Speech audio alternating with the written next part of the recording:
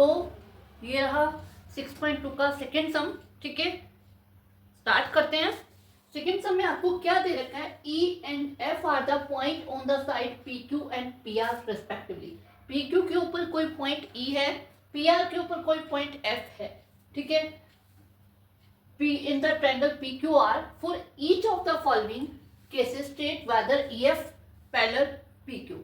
कि आपको यहाँ पे आपको कुछ वैल्यूज दे रखी है, उन वैल्यूज को यूज करके वहां पे आपको ये बताना है EF जो है वो PR के पैरेलल है, सॉरी QR के पैरेलल है या नहीं है। ठीक है, एक्चुअली क्या है कि इस सम के अंदर कन्वर्स ऑफ BPT यूज होगी। हमें यहाँ पे कुछ वैल्यूज जैसे PE और EQ, PF और ER इस टाइप की वैल्यूज दे रखी हैं। तो हमें पता है कि अगर ये रेशो इक्वल हो जाती है, इस दोनों साइड की जो ये रेशो है वो इक्वल हो जाती है तो लाइंस पैरेलल हो जाती है। कन्वर्स ऑफ BPT ये बताती है हमें। ठीक है, यहाँ पे हम यही करेंगे, इनकी रेशो को हम चेक करेंगे। अगर रेशो इक्वल आती है तो हम बोलेंगे yes EF is parallel to QR, EF is parallel to QR। And अगर रेशो इक्वल नहीं होती है तो EF is not parallel to QR। Okay, तो स्टार्ट करते हैं। फर्स्ट पॉइंट जो हमारा है, फर्स्ट पॉइंट है दिस वन।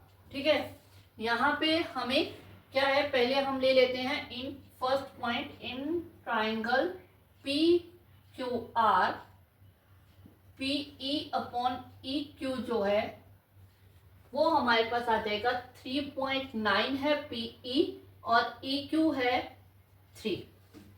ठीक है, तो इसकी हम सॉल्व कर लेते हैं। पहले हम इसे, मैंने आपको पहले ही बताया कि इस तरह से अगर सॉल्व करना, डायरेक्ट सॉल्व करना टफ लगे तो सबसे सिंपल मेथड है कि इसका डेसिमल आप हटा लीजिए, उसके बाद इसे सॉल्व कीजिए।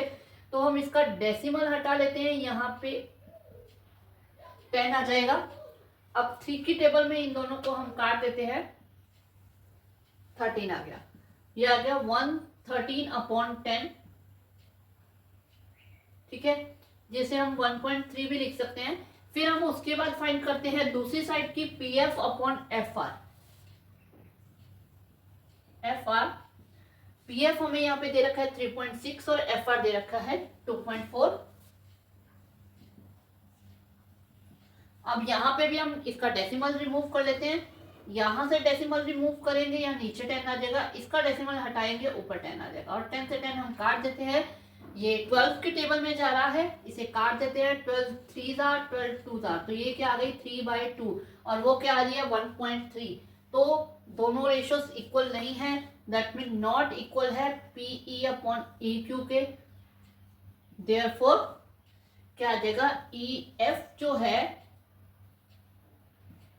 Not parallel to QR। Okay, ठीक है, तो क्लियर है, रेशियो इक्वल नहीं आई। अब हम इसके सेकंड पॉइंट पे चलते हैं जो दे रखा है आपको हियर।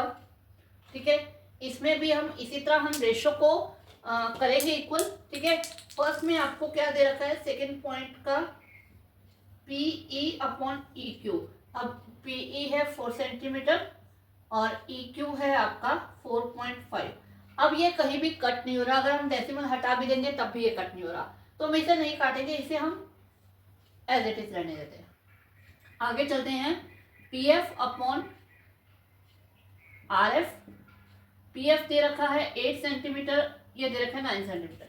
अब डेफिनेटली सबके माइंड में आ रहा होगा कि मैम ये भी नहीं कट रहा, तो इसका मतलब यहाँ पे भी EF QR के पैरेलल नहीं है। लेकिन नहीं, यहाँ पे हम एक चीज कर सकते हैं, आप थोड़ा ध्यान देना।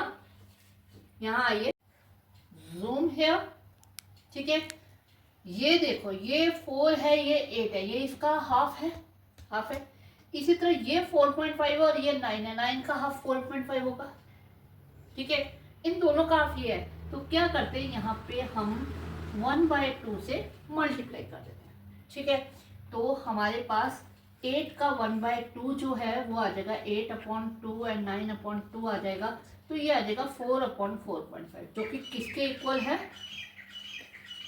PE अपॉन EQ के।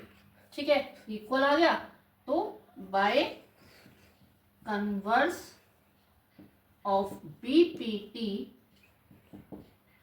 क्या हो जाएगा, EF जो है वो पैरेलल हो जाएगा QR के।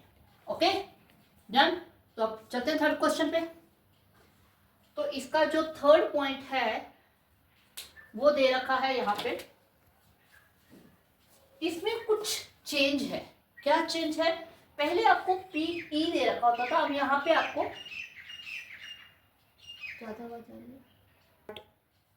ठीक है, तो यहाँ पे आपको PQ दे रखा है और इधर PR दे रखा है, PE और PQ। तो आपको पता है बीपीटी थ्योरम की एक कॉलरी भी है जिसके अकॉर्डिंग ये है कि अगर आप ऊपर वाला पार्ट एंड फुल पार्ट, इसी तरह यहाँ ऊपर वाला पार्ट और फुल पार्ट की अगर रेशियो इक्वल हो जाती है तो ये भी उनके ऊपर हम बीपीटी और कन्वर्स ऑफ बीपीटी अप्लाई हो जाती है। ठीक है, तो यहाँ पे आपको जो वैल्यू दे रखी है वो हम ले लेते हैं। ठीक है, उसके अकॉर्डिंग चलते हैं, उस कॉलरी के अकॉर्डिंग चलते हैं। तो यहाँ पे हम क्या लेंगे, PE upon PQ is equal, यहाँ पे PE आपके पास है 0.18 एंड PQ है 1.28, थर्ड पार्ट हमारा। ठीक है, तो सेम डेसिमल हटा देते हैं, यहाँ इसका डेसिमल हटाया तो यहाँ आ जाएगा 100। तो इसका भी हम ले लेते हैं इंटू 100। अब ये 100 से 100 कट कर देते हैं तो हमारे पास 18/120 आ गया। इसे हम काटते हैं, तो सबसे पहले हम 2 के टेबल में काटते हैं। ठीक है, ये आ जाएगा 2 9 यहाँ आ जाएगा 64। ठीक है, तो 9/64 हमारे पास इसकी रेशो आ गई है। रेशो देखते हैं, PF अपॉन PR। ठीक है, तो PF हमारा है 0.36, तो PR हमारे पास है 2.56। ठीक है, इसका डेसिमल हटा के यहाँ 100 ले लेते हैं, इसका डेसिमल हटा के यहाँ 100 ले जाते हैं, ये हमारा कट जाएगा। अब 36 एंड 256 को हमें काटना है। ठीक है, ये दोनों 4 की टेबल में जा रहे हैं तो हम इसे काट देते हैं। 4 9 4 6 24 एंड 4, ये क्या आ गया आपके पास 9/64, जो कि PE अपॉन PQ के इक्वल है। तो बाय कन्वर्स ऑफ बीपीटी जो EF है वो पैरेलल होगा QR के। Okay clear? तो आपको अगर अभी भी स्कॉलरी में अगर कंफ्यूजन है, वैसे मैं पहले भी करवा चुकी हूँ, थ्योरम के जो वो था, थ्योरम का जो हमारा पार्ट था, वीडियो था, मैंने उसमें भी बताया था। यहाँ पे दोबारा बता देती हूँ। मान लो ये 1:2 है। ठीक है, अगर ये 1:2 है तो अगर बीपीटी अप्लाई हो रही है तो PE अपॉन EQ के इक्वल ही PF अपॉन FR होगी, यानी कि इसकी भी रेशो 1:2 होगी। क्लियर? ठीक है, अब हमने यहाँ पे लिया क्या है, PE अपॉन PQ। तो PE क्या है 1 और PQ क्या है 1 + 2 3 हो जाएगी इसकी रेशो। ठीक है, 3 हो गई।